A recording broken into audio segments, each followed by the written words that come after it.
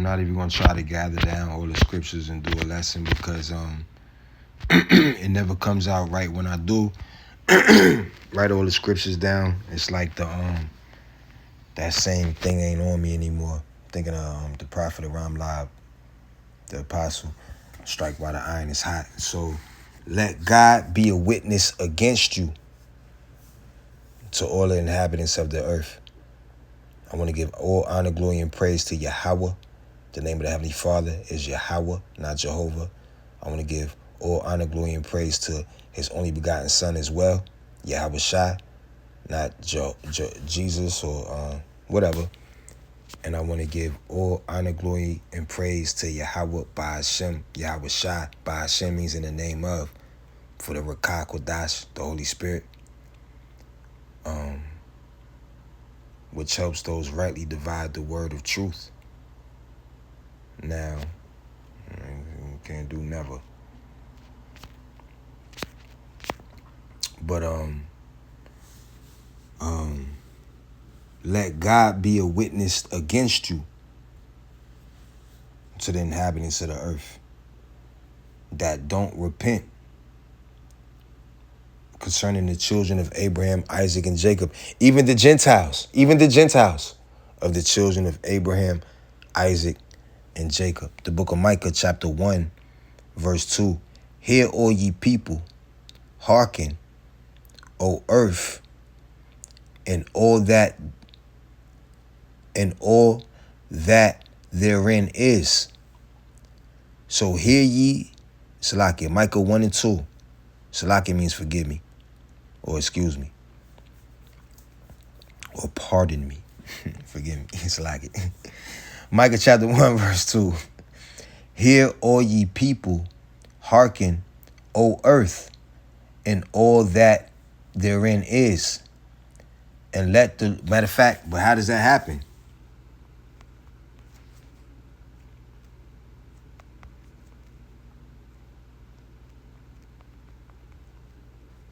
You might see me coming back to this scripture a lot because it just kept bringing out more and more. Luke chapter 1, verse 69. Luke chapter 1, verse 68. Blessed be the Lord God of Israel. All right? The God of Israel is the God of Abraham, is the God of Isaac, it's the God of Jacob, it's the God of Noah, it's the God of Adam. That's why you have the first death and the second death. So be prepared to see flies.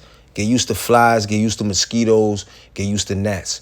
All right? When the power goes out and people are throwing poop at each other's cars like they doing out in Indiana, at first I thought, I'm like, yo, they throwing poop? Then I'm like, yo, they probably trying to just get rid of the poop.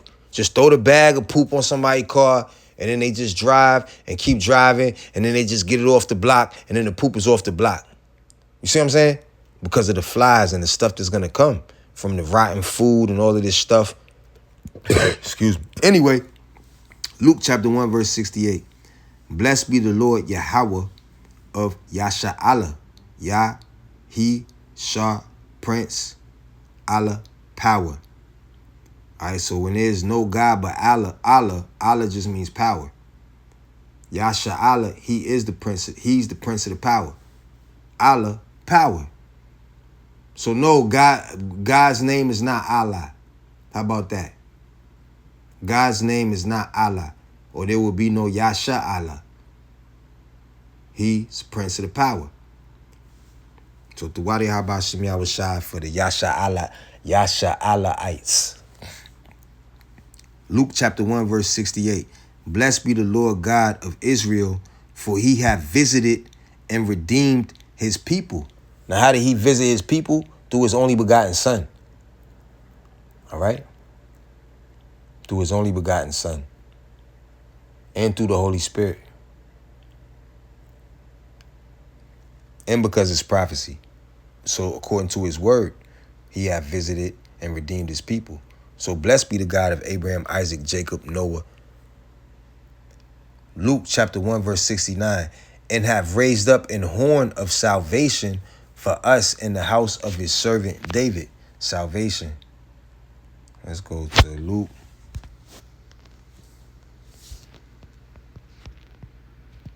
like Luke 1.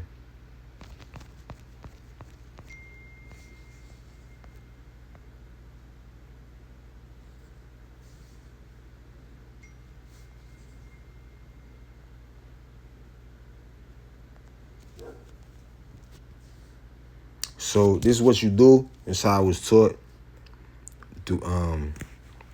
by the prophet Tahar and the prophet Manata Zakbat a couple years back. You when you're in the Blue Letter Bible and you look at the scripture, you click on it as I just did. Then you click on Interlinear Concordance as I just did, and then you scroll down. All right, now this funny writing up here is Greek. All right, it's Greek. So you tell me what that say. Because the Bible is not a book that was written like Harry Potter. The Bible is a book that was, matter of fact, let's get some real quick.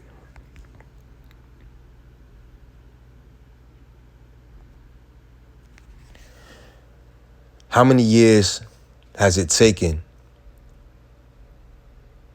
since the first scroll, a biblical scroll, was ever written? How many years did it take for the Old Testament, the Apocrypha, and the New Testament to be composed? And by how many different prophets and how many different, I want to use the word scholars, how many different, because the Esdras and the Apocrypha, Esdras had multiple people writing down certain things, and the angel told him not to reveal certain things. And even the only begotten Son said, there are many things which I want to reveal to you, but you cannot bear them now. All right, so all throughout the scriptures, the only begotten Son himself and even prophets were told, you can't bear certain things that you're asking, and I'll tell you certain things, but other people can't bear them as well, so don't write them down.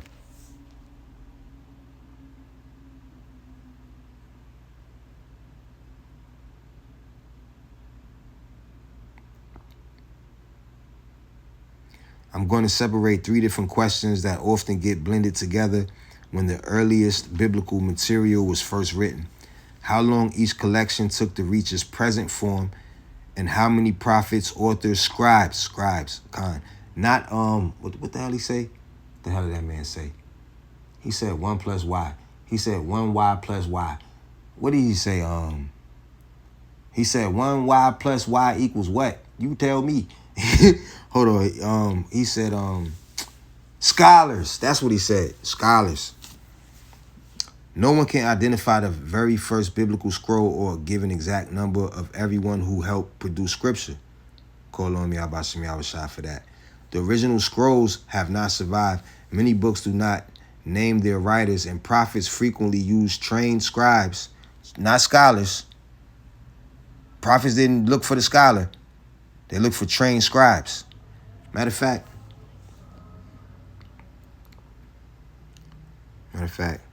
what was the significance? What significance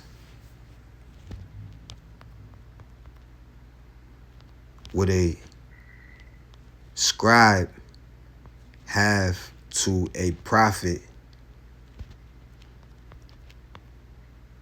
in comparison to a scholar?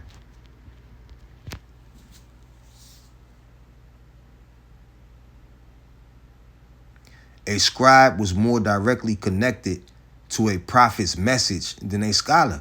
So shit on the shingle to a scholar without a biscuit. How about that? A scribe was more directly connected to a prophet's message than a scholar normally would be. Made me think of Nicodemus. First of all, he put up, come on, man. God damn it, that thumbnail. That thumbnail. I'm so bothered by that. And to be a grown man, you should know better. So I consider that to be a setup. A Vocab Malone setup. I thought it felt off to me. But then after the Prophet Manat Zakbai showed the thumbnail and made a response video, I said, nah, you don't do that. Like, why don't where your thumbnail at for your open pit barbecue or whatever the hell it was called, the fresh and fit, what did you call it? Whatever. But I seen it pop up like 2 weeks ago. It popped up on my thing.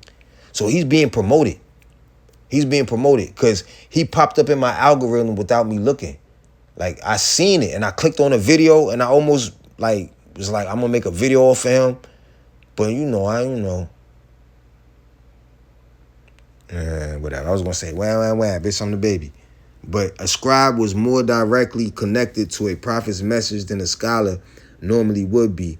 The simplest distinction is a prophet received the revelation. A scribe recorded and preserved the revelation. A scholar studied, interpreted, and taught what had already been revealed. So this, can we save the Gentiles in the hat ass, came to a prophet, came to what he would consider, I guess, a scholar or some sort of scholar.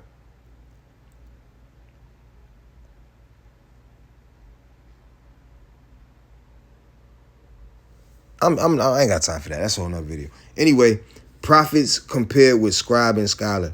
Role, primary responsibility. Prophet, receive, and proclaim the word, vision or warning from Yahweh. Not no damn scholar. The prophet receives and proclaims the word, vision or warning from the Heavenly Father. Source of authority, divine revelation. The source of authority ain't a scholar. Wait a minute. Scribe, write, copy, preserve, and sometimes publicly read the prophet's words. Source of authority, faithful transmission of the revealed message. So that faithful transmission would only come from the Heavenly Father. But then you got false prophets and you got real prophets. All right, so then you got IUIC is a bunch of scribes with following a false prophet. Anyway, scholar, study languages, history, doctrine. That's the problem.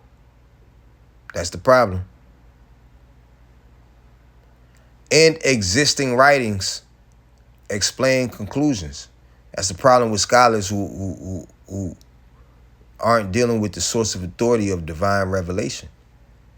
All right, so the source of authority of a scholar is learning, research, and interpretation. That source of authority doesn't even sound like authority. That sounds like something you could use an etching sketch. If you skilled enough with an etching sketch, you could I'm joking. Hold on. Let me see. The three roles could overlap. A prophet could also be a scribe, and a scribe could be a highly learned scholar. All right, so the three roles could overlap, but a scholar is not a prophet. Ezra, for example, is called a ready scribe in the law of Moses and also taught Israel. Ezra chapter 7, verse 6. And Ezra chapter 7, verse 10. Let's go to it. Because I don't know it. So let's look at it. Let's look at it like I know it. How about that? Ezra chapter 7, verse 1. Now after these things in the reign of Artaxerxes, this looks like the Battle of 300 or whatever the hell that thing was. I've seen that name before in the movie. The reign of Artaxerxes, king of Persia. All right, Persia right now is Iranians.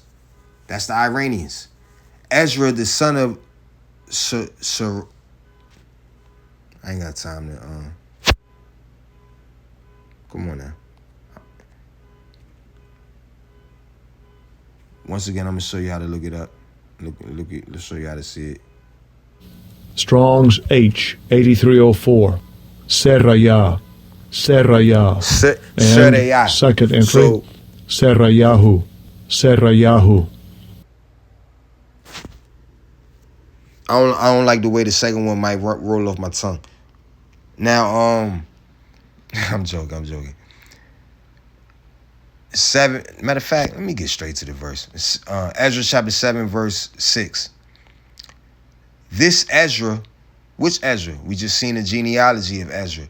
Just like in Matthew chapter 1, the genealogy of Yahushua, the only begotten son. But it says Jesus, the letter J is only 500 years old. This Ezra went up from Babylon, and he was a ready scribe in the law of Moses, which the Lord Yahweh, matter of fact, let's click on this. The letter J is only 500 years old. Click on interlinear concordance again. Go down to the Lord. Let's go to God.